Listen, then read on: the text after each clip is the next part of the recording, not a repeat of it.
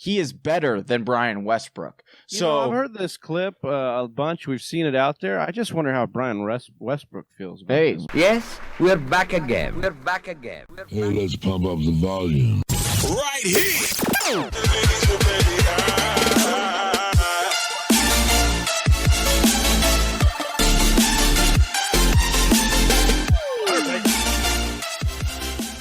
We appreciate you. Go ahead and hit like and subscribe right now. We would appreciate that. If you are listening to the show just on audio, go ahead and leave us a review. If you're listening to the show and you are not subscribed to us on YouTube, please get over there and do that. We would love that. Let's talk about the rookie running backs, and we got to start at the top. Kind of a little bit of a splash pick here. There were obviously higher graded running backs than this man, but Clyde Edwards-Helaire from LSU went to the Kansas City Chiefs as the only first-round running back, number 32 overall. And, Johnny, you couldn't have been more excited about a week ago when this happened. You've since traded that number 1 overall pick away in our Dynasty League, but you remain optimistic and very excited about Clyde going to Kansas City? Absolutely. Listen, the reason why I trade, and we can let people know right now, or Whisper Nation know on the podcast, what I did was I traded the 101 overall. So CEH will be going to our Troy, who is in our Dynasty League. I traded him. So the 101, and I got back, and a future one for AJ Brown, the 110 and the 310. So, I gave up a lot of value for sure at the running back position. A guy like I'll get into right now, CEH, is an explosive running back. You should have no questions about taking CEH in your dynasty, and even in redraft leagues, he will start to creep up. He'll be that Josh Jacobson pick that was in last year's draft in redraft leagues. That's where CEH will be, and you should have confidence in taking him. Why? Because he might go a little higher. Right, even went 100%. Because the reason why I like CH so much is, one, you're looking at draft capital. Is coming into the draft, was he my number 1 graded running back? Absolutely not. But when you have the draft, you're looking for a few things, right? You're looking for draft capital. Nothing could get bigger than putting in a first-round draft capital on a running back. That is, when you do that, any team does it. I don't care what part of the first round you're in. That means you want to use that player and you think highly of that player. Secondly, when CH was being scouted by the scouting room of Kansas City, right? Brett Veach told Andy Reid, he texted him and he said, "Hey, you need to watch Clyde. Watch his tape. He reminds me a lot of Brian Westbrook," right? Brian Westbrook, great fantasy football player for several years under Andy Reid back in Philadelphia. We all know it. And so what Andy Reid did is he went and watched the tape, and he got back to Brett Veach. And not only did he say that he liked the tape and what he saw in CEH, he said he is better than Brian Westbrook. I've heard this clip a bunch. We've seen it out there. I just wonder how Brian Westbrook feels about this. Maybe we can get him. We'll tag him and we'll ask him himself. I'm sure he'd be very, very comfortable with that comp. I think he'd be okay with it. But just a couple of stats that I just want to throw out, Travis, that I think are really, really important, because a lot of people are going to be saying, I don't know. Here's the thing. Westbrook had a 5-year stretch under Andy Reid where he was targeted over 7 targets a game. 7 targets a game to what Clyde does the best in pass catching, right?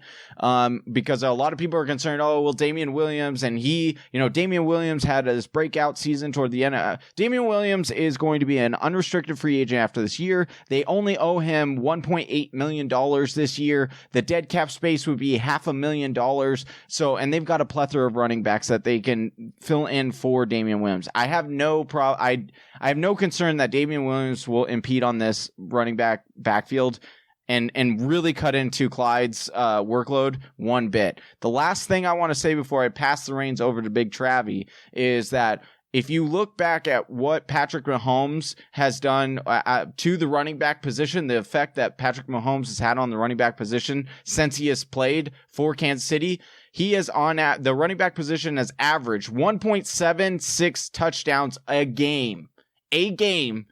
You're almost looking at 2 touchdowns a game to the running back position underneath Pat Mahomes. Now, I'm not saying CEH will immediately come in and get that year one, but you got to think half of that. You got to think you have a good chance that he's going to score, 0.8 touchdowns a game. That's putting you over 10 touchdowns in a season. You're going to take that from any fantasy player 100%. So to me, CEH, and we'll get into Jonathan Taylor, and I'll tell you what my two viewpoints on those two players are.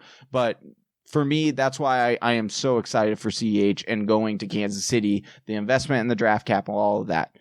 But Travis, I think you hit on it there. I think you spoke a little bit about Damian Williams, and I think that's important for those that are questioning that we speak a little on that. And I think the reason you can have faith in CEH is because Helaire's ability, as Johnny said, to catch the ball he's just a weapon with the ball in his hands.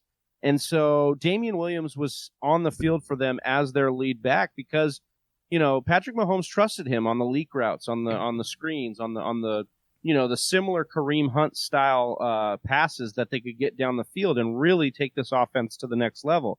CEH is a better version of that for this offense, and he can be that first and second down guy as well because he's got great ball security. He's got a fantastic low center of gravity, forces missed tackles. He's got a plethora of ways to do so. He's been compared to Ray Rice by Pro Football Focus, MJD by a couple people. NFL's got him as Devonta Freeman as a comp. So you talk about these smaller backs that are very compact and can make people miss and make a lot of moves, and he fits the bill. He goes to one of, if not the best offense in football. Johnny talked about the Patrick Mahomes effect there. He can be that 3-down back. We've talked about it. He will need to fix his pass blocking, Johnny. That is one of the concerns, probably the only concern with him. Maybe you could say that he's a little bit shorter. But he was Pro Football Focus's second highest graded rusher in 2019. He had a 92.0 overall grade from PFF. He's a perfect fit for this offense. He should be that first rookie. We talked about it off the board in both redraft and dynasty rookie boards. And when we talk about the tape, I said I wanted to give you guys a takeaway. My takeaway here for CEH, jump cuts, stutter steps, spin moves. He's got a big bag of tricks, Johnny, and it makes up for his top-end speed because he doesn't have great top-end speed, but he's got an ability to make guys miss, and I think he's got it all in his bag of tricks there. So it was really fun to watch that tape. It'll be really fun to watch CEH in Kansas City this year. Thank you for listening to the Fantasy Whisperers podcast. You can hear more from John and Travis on Google Play, SoundCloud, and iTunes. You can also follow us on Instagram, Facebook, and Twitter at TF Whisperers.